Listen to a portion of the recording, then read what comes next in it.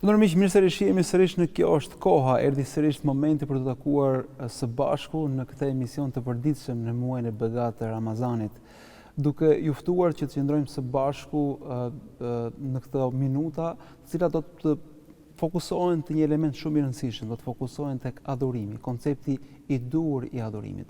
Çfarë është adhurimi? Pse Zoti disa adhurime i ka bërë obligim, si ti pasurojmë ato gjithnjë më tepër, cilat janë adhurimet e veçanta që duhet fokusohet besimtari në këtë muaj të begatë të Ramazanit. Dhe për gjitha këto unë kam nderin dhe kënaqësinë që të kem sot të ftuar Hoxhën nderuar Ferit Piku. Profesor mirë se vini. Mirë të gjetëm, faleminderit për ftesën. Hoxh, ne do të flasim për adhurimin që besimtari ja dedikon Zotit. Ndërkohë Zoti është i plot dhe nuk ka nevojë për asgjë. Po ndërkohë Zoti disa prej adhurimeve për njerëzit i ka bërë dhe obligim. Pra ka një lloj detyrimi për to. Përse Zoti i kërkon këto adhurime kur ai nuk ka nevojë për asgjë? Në radhë të parë më leo të falenderoj për ftesën dhe të uroj të gjithë ata që na ndjekin kudo që janë për muajin e madh të Ramazanit, muaj i cili konceptin e adhurimit e ngren në pjedestalin më të lartë me të gjitha format e adhurimit. Ne besojmë që Zoti ka qenë, është dhe ka përqenë Zot edhe sikur të mos kishte pasur krijesa. Ne besojmë që këtë Zot e madhëron çdo gjë që është në qiell, çdo gjë që është në tokë, çdo gjë që është në det. E madhërojnë madje edhe ato krijesa që ne na duket se nuk kanë gjuhë, që nuk kanë mendje dhe nuk kanë logjik.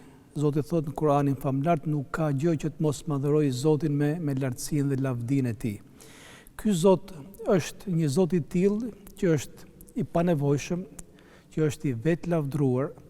Ato nuk e dëmton as gjunahu apo mëkati mëkatarëve, nuk ja shton pushtetin as adhurimi i adhuruesve. Sikur të gjithë njerëzit pa përjashtim, nga i pari tek i fundit të ishin si njeriu më i mirë që ka krijuar Zoti, si njeriu më adhurues, Zotit nuk i shtohet asgjë në pushtetin e tij. Por sikur njerëzit nga i pari tek i fundit të ishin si njeriu më i ligë që ka krijuar Zoti, përsëri Zoti nuk e dëmton asgjë në pushtetin e tij. Atëherë nëse ky Zot nuk pas ka nevojë për adhurimin, pse njeriu t'ia bëri obligim adhurimin? E bëri obligim në të gjitha librat e shenjtë. Çdo profet ka ardhur për të lartësuar besimin në Zot dhe për të ftuar njerëzit në adhurim. Edhe qëllimi i ekzistencës së njeriu sipas vetë deklaratës hyrore është që ai të adhurojë Zotin. Unë si kam krijuar gjindet dhe njerëzit përveç se për adhurim, thot Zoti. Atëherë, nëse është i panevojshëm pse e bëri obligim agjërimin, atëherë duhet të kërkojmë përgjigjen e kësaj pyetje, pra qëllimin e adhurimit në diçka tjetër, jo se Zoti e ka të nevojshme atë. Dhe do ta shikojmë që qëllimi i adhurimit është vetëm për njeriu. Adhurimi bëhet për Zotin, por bëhet për nevojën e njeriut, për dobinë e njeriut. Pra edhe se i dedikohet Zotit, përfituesin është po njeriu. I drejt për drejt, përfituesi i drejt për drejt i këtij adhurimi është vetë njeriu. Se faktikisht adhurimi është rruga që e mban njeriu në kufijtë e njerëzorës. Çfarë fiton njeriu nga adhurimi i tij konkretisht? Ndoshta shumë dimensional, po le të fokusohemi tek ajo që është më e rëndësishmja. Dikush që adhuron Zotin vazhdimisht, dikush i përgjigjet ezanit, i përgjigjet këtij muaji të begatë Ramazanit, i përgjigjet Qabes me haxhin, apo i përgjigjet dhe nevojtarëve, pra disa prej adhurimeve kryesore. Çfarë përfiton njeriu kur i realizon këto, kur i përmbush këto, ose së paku kur përpiqet drejt tyre? Koncepti i adhurimit është shumë i gjerë dhe ka shumë dobi brenda, ka shumë qëllime, ndoshta është edhe vështirë të shpjegohet gjithçka, por le të përmendim disa prej dobive dhe përfitimeve të këtij adhurimi, i cili tham bëhet për Zotin, por faktikisht bëhet për interesin dhe dobinë e njeriu. Një prej këtyre dobive dhe përfitimeve të adhurimit është se adhurimi e mban njeriu në kufijtë e njerëzorës, i jep atij kuptim fjalës njeri. Po të mos ishte adhurimi, nënkupton që njeriu do shkonte gjithmonë në zbritje, në degradim, sepse është natyra njerëzore është e tillë që adhurimi e ruan atë në shinat e duhura. Adhurimi jep atij orientimin për qëllimin e ekzistencës në botë. Pra i kujton vazhdimisht që është krijesë. Pra ka një raport se çdo adhurim forcon lidhjen krijesë-krijues. Adhurimi, me sa kuptohet, i ruan të freskët këtë vetëdije që është krijesë, ka një krijues. Adhurimi një nga qëllimet që ka është pikërisht të realizojë të konceptin e robi i Zotit. do të shikojmë që njeriu është i dalluar nga gjitha krijesat tjera dhe në konceptin e adhurimit. Pastaj krijesat tjera adhurojnë Zotin me format e tyre, por e kanë pjesë të instiktit dhe të natyrës së tyre, ndërsa Zoti adhurimin e njeriu e kërkoi që të jetë me vetdije, dhe të jetë me dashuri. Me vetdije sepse i dha njeriu dijen, i dha njeriu diturinë dhe kjo dituri e dalloi njeriu prej krijesave të tjera. Atje zgjedhja e tij autonome, e vullnetshme. E vullnetshme. Prandaj quhet është adhurim me vullnet njerëzor dhe kjo është më e veçantë e njeriu. Prandaj Zoti i la besimin në dorë të njeriu, nëse ai dëshiron të besojë dhe shpërblehet për besimin e tij, nëse nuk dëshiron mos besojë. Dhe këtë Zoti ja ka lënë njeriu sepse e dalloi njeriu pikërisht me mendjen dhe me vullnetin. E dyta është adhurimi bëhet me dëshirë dhe bëhet me dashuri, sepse një formë adhurimi apo imponimi e ka çdo lloj krijese. Le të pretendojë se është ateist, është jo besimtar, ai është i detyruar dhe është i kufizuar me përcaktimin e Zotit lind kur caktoi Zoti, ai smuret kur cakton Zoti, ai vdes kur cakton Zoti, ai rrotullohet me këtë planet tokës, i cili edhe ai nështrohet, edhe planeti tokë nështrohet Zotit. Mirë po, adhurimi këtyre njerëzve nuk është i pranuar pasi ai bëhet pa vetdije, pa vullnetin e tyre dhe bëhet pa dashuri. Një nga përfitimet e mëdha të këtij adhurimi është pikërisht se i ruan njeriu esencën e tij njerëzore dhe kjo është shumë e rëndësishme. Po mos ishte adhurimi njeriu të shkatërrohej si nga brenda vetes së tij, pastaj do të shkatërronte edhe ato që e rrethon jashtë vetes së tij. Adhurimi i jep njeriu qëllimin dhe urtësinë e ekzistencës së tij mbi shpinën e kësaj toke. Ai gjithmonë e mban të lidhur me Zotin dhe e mban të lidhur me destinacionin e tij përfundimtar. Prandaj kur ne ndalemi, falemi, agjerojmë apo shkojmë në haxh apo japim lëmoshe, faktikisht ndalemi për të kuptuar dhe për të kujtuar vetes tonë se pse jemi në këtë botë. Kjo botë është e përkohshme. Erdhëm, nuk ishim, do të ikim, nuk do të jemi në këtë botë. Koha është shumë e përcaktuar, dynjaja është e shkurtër, por ky adhurim në gjithmonë na e bën të prekshëm atë destinacion drejt cilit ne shkojmë, që është përjetësia. Ky adhurim është ai që gjithmonë na mban të freskët këtë lloj koncepti që është jashtëzakonisht i rëndësishëm, sepse njeriu në natyrën e tij harron shumë, njeriu neglizhon, njeriu hyn nëpër labirintet e kësaj bote dhe sa të shumta janë ato, dhe harron se pse ka lindur, se pse jeton dhe pse do të vdes. Adhurimi gjithmonë i tregon njeriu që o njeri ti ke një qëllim për cilin ti ekziston, për cilin ti jeton, lodhesh, gëzon dhe mërzitesh, mos harro asnjëherë destinacionin tënd. Këto janë disa prej dobive të adhurimit dhe mund të themi fillim dhe mbarim dobitë të adhurimit janë në nivel njerëzor, janë për njeriu dhe për njerëzit tjerë që e rrethojnë këtë njeri. Pra, nëse marrim të kundërtën, nëse njeriu refuzon adhurimin, nëse njeriu neglizhon adhurimin, nëse njeriu kundërshton këtë raport të tij me Zotin, duket sikur i vetmi që humbet është po ai. Nëse njeriu refuzon adhurimin, faktikisht tash ai refuzon adhurimin me dëshirë, sepse adhurimin me imponim çdo krijesë do ta bëjë. Ai në këtë rast është i humburi fillim dhe mbarim dhe i bën qefin djallit të mallkuar i cili këtë dëshirë ka. Dëshirën që njeriu të dalë jashtë natyrës së tij njerëzore, që njeriu të kundërshtojë krijuesin, që të shkatërrojë veten e tij dhe të humbas të ardhmen e tij. Pra, edhe në përgjithësi do të shikosh që njerëzit që edhe në jetën e kësaj bote që janë larg adhurimit, do shikosh që vuajnë edhe ndjen gjithmonë atë boshtokun shpirtëror. Nuk ka gjë që i mbush nga brenda, nuk ka gjë që mundet të jetë ligji që i detyron, por është ndryshe ku njeriu është konform rregullave për hir të Zotit, për hir të qëllimit të ekzistencës së tij, është ndryshe ku njeriu e bën nga frika e ligjit, mos shkel ligjin apo diçka që është e shkruar.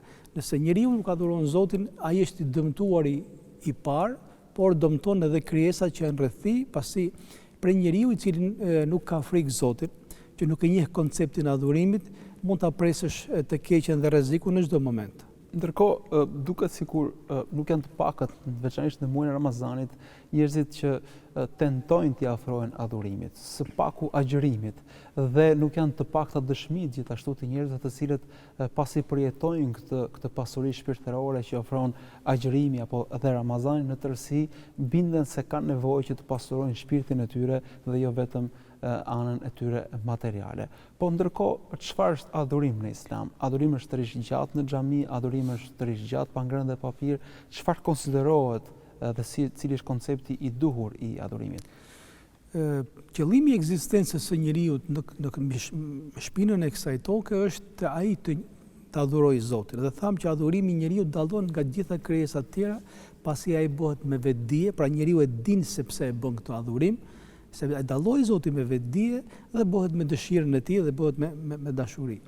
Nëse kjo është qëllimi i ekzistencës, do ishte pa drejt të themi që ky koncept apo ky qëllim i ekzistencës së njeriu të kufizohej në një orar të caktuar brenda ditës apo një ditë të caktuar brenda javës apo një muaj brenda vitit.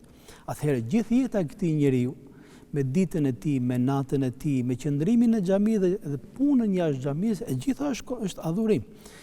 Këto janë shtyllat e adhurimit. Islami është ndërtuar mbi 5 shtylla dhe i ka përmendur 5 shtylla të adhurimit. Këto janë shtyllat që mbajnë ndërtesën. Dhe ndërtesa nuk është vetëm shtyllat dhe kolonat, por është çdo lloj guri i cili ka zënë vend në këtë ndërtesë. Koncepti i adhurimit në Islam është gjithëpërfshirës, është çdo fjalë, është çdo vepër, çdo shikim, të cilin njeriu e bën për hir të Zotit me pastërti dhe e bën me korrektesë, duke synuar dhe duke pritur shpërblimin e Zotit. Atëherë, nëse ky është një nga përkufizimet e adhurimit, ne kur falim namaz, patjetër që jemi në adhurim dhe jemi në prezencë hynore. Por kur dalim jashtë këtij namazi, ne përsëri ne jemi në adhurim, se përsëri jemi në prezencën hynore, përsëri jemi në qëllimin e ekzistencës tonë si njerëz. Dhe nëse e cungojmë konceptin adhurimit duke kufizuar atë vetëm në një ambient të caktuar, në xhami, dhe pastaj jashtë xhamisë nuk jemi në adhurim, po jemi në punët e dynjas, apo vetëm në një orar të caktuar, i bie që pjesa më e madhe e ditës tonë është jashtë adhurimit. E thënë ndryshe, në këtë botë ne kemi dy dimensione shumë të rëndësishme si njerëz. Dimensionin e vendit, hapësirës, edhe të kohës. Ne jemi të kufizuar nga hapësira dhe koha. Adhurimi është ta mbushësh çdo hapësirë, kudo që të jesh, me adhurim. Me punë të mira, me fjalë të mira, me mendime të mira, të gjitha këto ti bësh për të fituar kënaqësinë e Zotit dhe për të shërbyer vetes tënde si njeri. Por adhurimi është ta mbushësh çdo kohë. Kudo që të jetë ajo kohë, le të jetë e madhe, le të jetë e vogël, ta mbushësh çfarëdo lloj kohe me këtë koncept. Atëherë ne si njerëz e mbushim këtë jetë, hapësirën e kësaj jete, edhe kohën e kësaj jete sa na ka dhënë Zoti me adhurim. Prandaj me të vërtetë që është padrejtësi edhe ndaj qëllimit të njerëzit, të ekzistencës së njerëzit, por edhe padrejtësi edhe ndaj fesë nëse do ta kufizonim adhurimin vetëm në ritualin e dukshëm fetar. Pra Chelsea që bën ndryshimin e madh duket se është qëllimi, vetdia apo njeti siç thuhet në fenë islame. Pasi ne shpesh në përditshmërinë tonë bëjmë vepra të cilat mund të konsiderohen adhurim, pra shpesh vizitojmë të afërmit tanë, mund të ndihmojmë dikë, mund të punojmë me ndershmëri, me korrektësi, mund të jemi qytetar të ndershëm. Ju po thoni se nëse me gjitha këto synojmë hatrin e Zotit, gjitha këto mund të kthehen në orë të tëra dhe po themi energji të tëra adhurimi. E thënë ndryshe, nëse Islami është një ndërtesë, siç është treguar dhe në hadith, kjo ndërtesë qëndron mbi disa kolona e shtylla që janë shumë të rëndësishme për ta mbajtur atë. Prandaj ka përmendur profeti Muhammed alayhis salam bazat e Islamit, që është dëshmia, që është falja e namazit, që është agjërimi i muajit Ramazanit në cilin jemi ne, që është dhënia e zakatit dhe e lëmoshave sadakave dhe vajtja në haxh për ata njerëz që kanë mundësi. Këto janë shtyllat që mbajnë këtë ndërtesë. Por thash kjo ndërtesë nuk ka vetëm shtylla.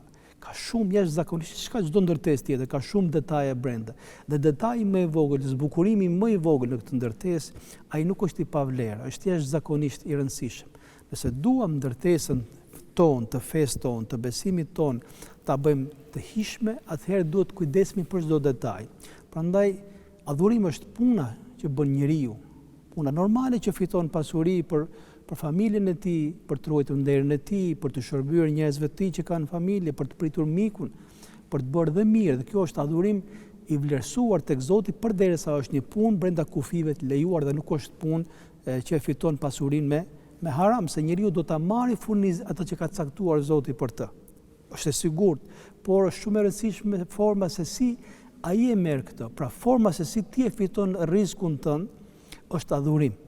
Nëse e fiton atë në punë të mira, të shpërblen Zoti me formë të mirë. Nëse e fiton me formë të gabuar dhe të ndaluar, siç e themi ne haram, të dënon Zoti me pasurinë tënde.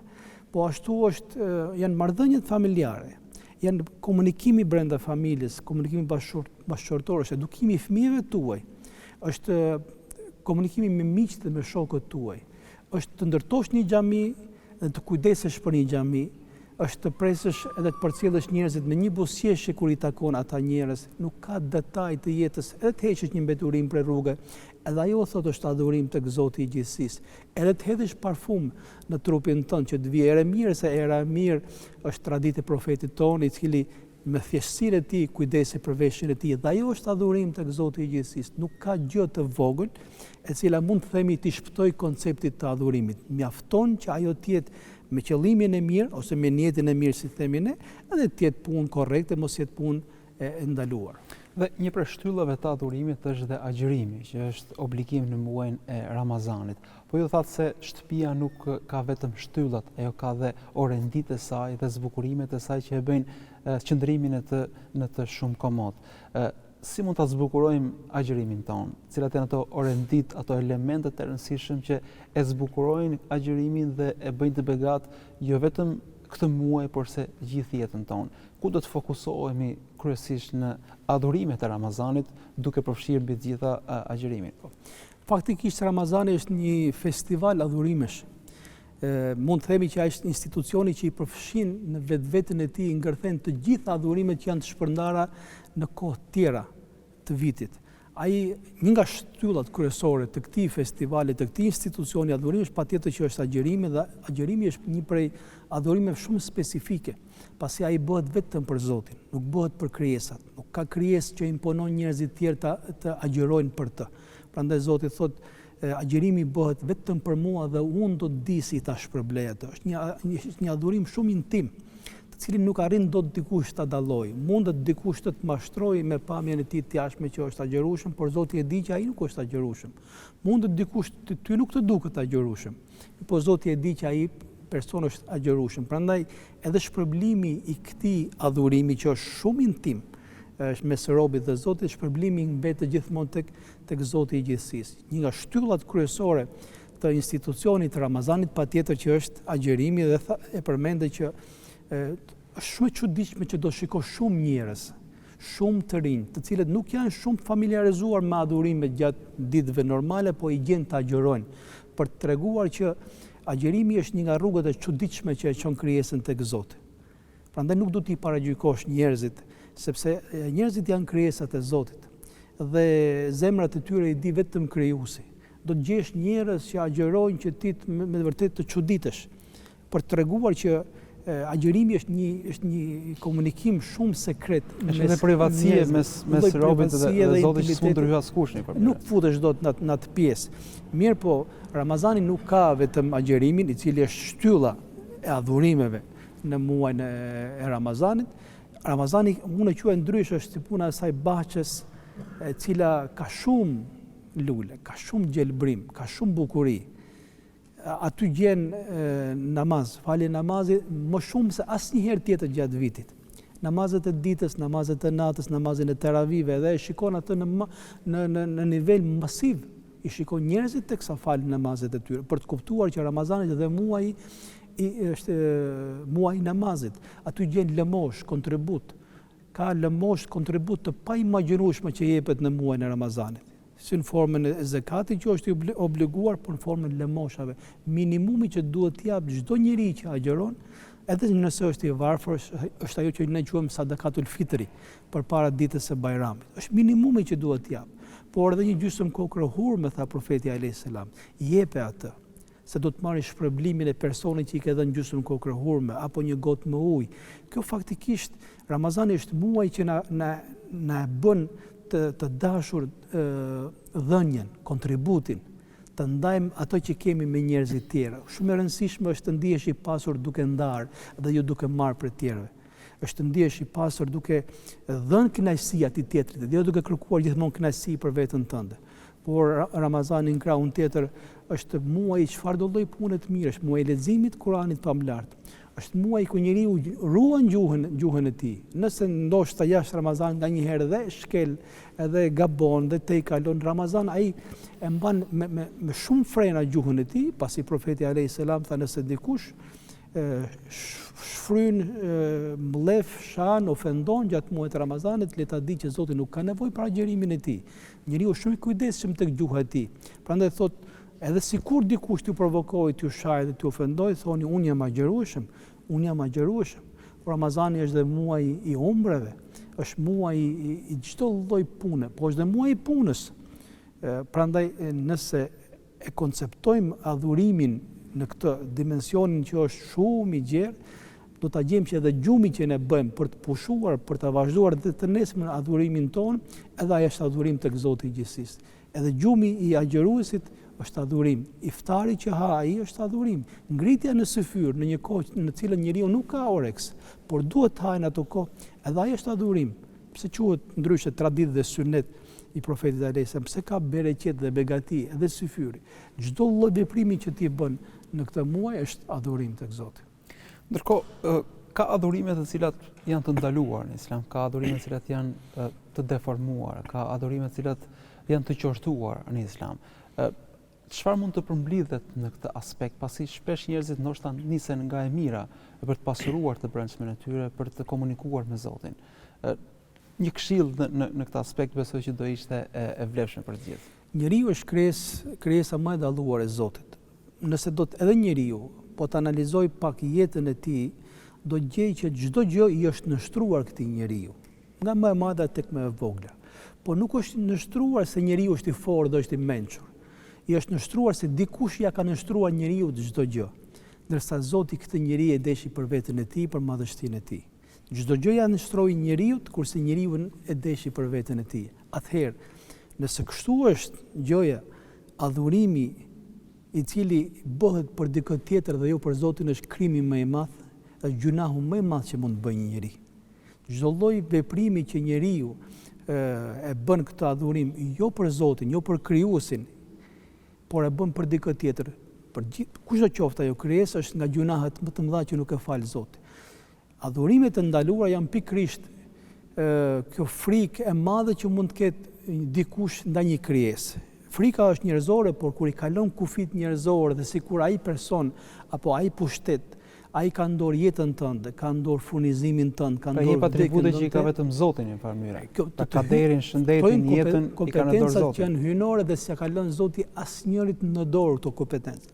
Ata njerëz që duken që janë shumë pushtetshëm, është një pushtet që ja ka dhënë përkohësisht Zoti atij për të sprovuar, por dije që pronari i vërtetë i pushtetit është Zoti. Prandaj frikën ta kesh prej këtij Zoti. Edhe rigjan apo shpresën ta kesh tek ky Zot.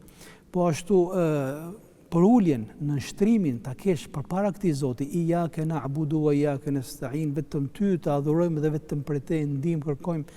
Pse është esenca e Kuranit famlart, sepse kjo tregon ty formulën se çdo lloj gjëje që bëhet ndihmë apo nënshtrim apo pritje shpresë apo frikë ndaj një krijese tjetër dhe jo ndaj Zotit, është të shkelesh me dy këmbët tuaja mbi këtë esencë të ekzistencës tënde. Çdo kurban, çdo agjërim, çdo namaz, çdo përgjërim që i bëhet krijesave, kushdo qofshin ato krijesa, sa do të mira qofshin ato, sa do të fuqishme qofshin ato, është nga adhurimet e ndaluara. Prandaj adhurimi është për Zotin dhe ai nuk pranon asnjë njoll të vogël që mund ta prish këtë esencë. Sepse Zoti njeriu e deshi për veten e tij dhe adhurimin e njeriu e pranon vetëm kur ai është i pastër, i pashoqëruar me asnjë interes tjetër apo asnjë krijesë tjetër. Le të jetë marrëdhënia e drejtë për drejtë mes krijesës, mes njeriu dhe Zotit. Nuk ka fut Zoti asnjëherë ndërmjetës mes vetes së tij dhe njeriu. Pra edhe nëse jeta na teston, kaderi na sprovon, ndoshta me vështirësi, ndoshta me fatkeqësi, pasi shpesh këto janë situatat kur njerëzit kërkojnë rrugëzgjidhje, kërkojnë shëndet, kërkojnë ndihmë, edhe pse janë aspekte, po themi, shpesh materialet dhe të jetës kësaj bote, njeriu do vetëm t'i shpëtoj hallet, pa e ditur se kujt po i drejtohet dhe kujt po i lutet. Ju thoni se gjitha këto duhet të dedikohen vetëm Zotit. Njeriu është natyrshëm që kur është në vështirësi kërkon ndihmë, kur ka nevojë thret për ndihmë dikë tjetër, kjo është normale. Por ama çdo gjë duhet bërë me atë vetdijen që ai që ka në dorë zgjidhjen e çdo gjëje, të çdo problemi, shërimin e çdo smundje, dalin nga çdo situatë është vetëm Zoti i gjithësisë. Ti nëse kërkon ndihmë, kërko brenda kufive njerëzor, por mos harro se kush e ka në dorë. Shëruesi i vërtet është Zoti, ai që jep jetën është Zoti, ai që merr jetën është Zoti. Prandaj dhe emrat kur i përdorim, le themi mjeku kuron dhe nuk shëron, sepse shërimi është kompetencë inore dhe edhe faktikisht edhe në aspektin shkencor do shikosh që shërimi është një proces shumë enigmatik që nuk e ka në dorë krijesa, por e ka në dorë vetëm Zoti i gjithësisë. Mund kërkoj njeriu ndihmë, po të kërkoj për aq sa mund të t'jap ty njeriu. Në momentin që ti kompetencat hynore ja ke veshur një krijese, i ke bërë padresi edhe vetes tënde dhe asaj krijese, edhe sikur ajo krijesë, kushdo qoftë ai person thotë unë kam dorë dobin tënde, unë kam dorë dëmin tënd, unë kam dorë shërimin tënd, faktikisht ai nuk ka dorë asnjë gjë, sepse këto janë kompetenca që i ka vetëm Zoti i gjithësisë. Ftesa për veten tonë është edhe për çdo njeri që është sprovuar, është patjetër kur je në situata të vështira, njeriu kërkon ndihmë, por fillim dhe mbarim ta dish që ai që ta zgjidh ty hallin, e di dhe hallin tënd dhe është vetmi që mund të përdori ushtarët e tij nga njerëzit është Zoti. Prandaj mos e shkput asnjëherë lidhjen me këtë Zot dhe mos i jep krijesës njerëzve të tjerë ato kompetenca që kur nuk mund t'i marrin edhe sikur t'i pretendojnë. Ndërkohë, disa njerëz, profesor, kanë nevojë ndoshta për disa këshilla praktike, konkrete, se si të jenë më afër adhurimeve. Dikush thotë se kur kam qenë në X kohë kam qenë më adhurues, kur kam qenë në X vend kam qenë më adhurues. Pra, si ndikojnë ndoshta shpesh dhe rrethanat e jashtme, pra disa këshilla praktike se si të ketë një kontinuitet në raport me adhurimet, së paku me ato që janë shtyllat islame. Natyrshëm që natyra njerëzore nga njëherë e ndjen adhurimin që bën, nga njëherë i bëhet rutinë dhe monotoni, nga njëherë vjen edhe një moment që edhe nuk e ndjen atë. Këshilla e parë është që të mos u shkput nga kjo linjë, përdesa qëllimi i ekzistencës tënde si njeri është adhurimi, e pa këtë gjë nuk do të shkputesh për kësaj. Është mekanizëm djallëzor që djalli i mallkuar fut tek njeriu atë konceptin që adhuroje Zotin kur ti e ndjen adhurimin. Në momentin që nuk e ndjen, mos e bëj adhurimin. Kjo është një nga mekanizmat më të fuqishëm që përdoret djalli i mallkuar dhe do të gjesh njeriu që ngadalë shkputet për adhurimeve. Pra njeriu sikur teston Zotin që e bëra pas po ndje asnjë gjë. Prandaj njeriu rreth parë duhet ta bëj këtë adhurim, e dyta duhet të luftoj me veten e tij që ta ndjej adhurimin. Pse ne i bëjmë shpesh adhurimet, jo që të na bëhen rutinë, por që të tentojmë herë pas here ta ndjejmë atë dhe të jesh i sigurt që njeriu mrin tek shija e adhurimit. Dhe momentin që ai e shijon vetë adhurimin e tij, nuk ka nevojë të thuash ta bëjmë atë adhurim, sepse ai e ka ndjer atë. E treta që është e rëndësishme është që qëllimi i adhurimeve është grada e devotshmërisë, që njeriu të lartësohet, që njeriu ta reflektojë adhurimin e tij në vlera dhe në morale. Kjo është shumë e rëndësishme. Ne duhet të testojmë adhurimet tona kur dalim jashtë xhamie, kur dalim jashtë namazit. Dhe kjo është luftë, kjo është xhihadi që bëjmë ne me përpjekja me veten tonë. Është që adhurimet ne t'i reflektojmë në jetën tonë përditshme. Edhe ato sjelljet kur dalim ne me njerëz të tjerë, edhe ato janë adhurime tek Zoti i gjithësisë. Nuk janë vetëm adhurim vetëm këto që ne bëjmë e që na shikojnë njerëzit të tjerë. Çdo gjë që ne reflektojmë me sjelljen tonë, me fjalët tona, me shikimet tona, me heshtjen tonë, me faljen kur kemi mundësi të marrim hak, apo me i tregu vendin atij të padrejtit kur kemi fuqi të tregojmë vendin atij personi, të gjitha këto janë adhurime. Prandaj për të shijuar adhurimet tona, unë mendoj që duhet të nxjerrim le të themi nga kufit materiale brenda vendeve të adhurimit apo brenda disa kohëve të caktuara. Adhurimin duhet ta lëmë në 24 orë, 7 ditë javës, të gjithë ditët e vitit sa të jemi këtë botë. Wa'bud rabbaka hatta ya'tiyaka al-yaqin. Kjo është një nga porositë hyjnore, adhuroje Zotin tënd derisa të vijë ty vdekja. Kjo është slogani që ne duhet të jetojmë. Deri në momentin e vdekjes, lindja jonë, vdekja jonë, ritualet tona, çdo veprim që bëjmë, duhet të luftojmë që ta bëjmë për të fituar kënaqësinë e Zotit dhe për ta bërë shpërblimin dhe dobinë e këtij adhurimi në jetën tonë, por edhe njerëzit që na rrethojnë duhet ta shikojnë dobinë e këtij adhurimi. Dhe në përfundim ka një koncept të rëndësishëm në raport me adhurimin që është adhurimi në bashkësi apo si quhet ndryshe adhurimi në xhamat. Kur jemi bashk, kur jemi të gjithë e kemi më të lehtë agjërimin dhe një prej dëshmive është muaji i Ramazanit. Kush mundohet jashtë Ramazanit të provojë agjërimin e ka shumë më të vështirë sesa në Ramazan, ndoshta edhe për shkak të atmosferës. Po kështu është dita e xumë ku njerëzit e kanë më të lehtë të lënë angazhimet dhe punën dhe në mes të ditës, në mes të aktivitetit të vinë dhe të bashkohen në xhami. Çfarë mirësie është të falesh me të tjerë, të agjërosh me të tjerë dhe të bashkohesh të tjerëve në adhurim? Për të dhënë përgjigje kësaj pyetje në aspektin praktik, çdo kush e ka provuar, çdo thotë të agjërosh i vetmuar, e çdo thotë të agjërosh në bashkësi. Çdo thotë të falesh kur nuk ke shok dhe miq që ke në krah dhe çdo thotë të falesh kur ke njerëz në krah. Por po të shikojmë natyrën e adhurimeve në Islam, të gjitha pa përjashtim, do gjejmë që adhurimet kur bëhen në kolektiv kanë dhe shumë më tepër shpërblim tek Zoti. Pse kanë shpërblim më të madh tek Zoti? Sepse Zoti e ka të qëllimshëm që njeriu të jetë në bashkësi, të jetë në kolektiv, një bashkësi që adhuron Zotin, jo thjesht një individ që adhuron Zotin, një kolektiv i cili i gjithë është i orientuar drejt besimit në Zot.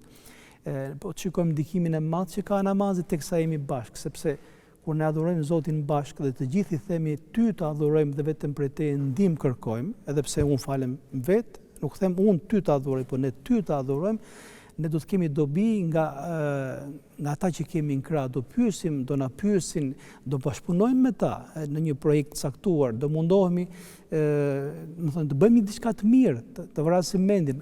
Iftaret kur i bëjmë bashkë kanë tjetër lezet, sepse natyrshëm që njerëzit do të prezantohen me njëri tjetrin, natyrshëm që ndoshta do të mendojnë për një projekt të caktuar. Prandaj Ramazani është muaji i bashkësisë, është muaji i xhamatit, është muaji i projekteve të mëdha. Kjo bashkësia e besimtarëve forcën e ka tek besimi në Zot dhe e ka tek ky kolektivitet. Sa më i madh kolektivi bazuar mbi vlera, jo thjesht në numra, atëherë aq më e madhe është dhe dobia që do të shihet brenda këtij kolektivi, por edhe jashtë këtij kolektivi. Prandaj adhurimet tona në përgjithësi janë adhurime që janë të bazuara mbi bashkësi, se është e qëllimshme që njeriu të jetojë në bashkësi. Jemi krijesë që njeriu është krijesë që nuk jeton dot në vetmi. Edhe nëse jeton, ai nuk arrin dot ta realizojë qëllimin e ekzistencës së tij në këtë tokë. Pra edhe sevapet janë më të mëdha, por se edhe bekimet janë më të mëdha. Profesor, unë falenderoj shumë për gjithë këto këshilla, gjithë këto orientime. Zoti ju shpëlbef më të mira. Faleminderit shumë. Dërmiq, këto ishin minutat e emisionit sotëm. Kjo është koha, është pikërisht ky momenti ku ne do duhet që të shkputemi për të rikthyer sërish nesër me një tjetër të ftuar, me një tjetër temë, me një tjetër përkujtim i cili na e pasuron agjërimin ton. Miru takofshim nesër, kalofshi sa mirë.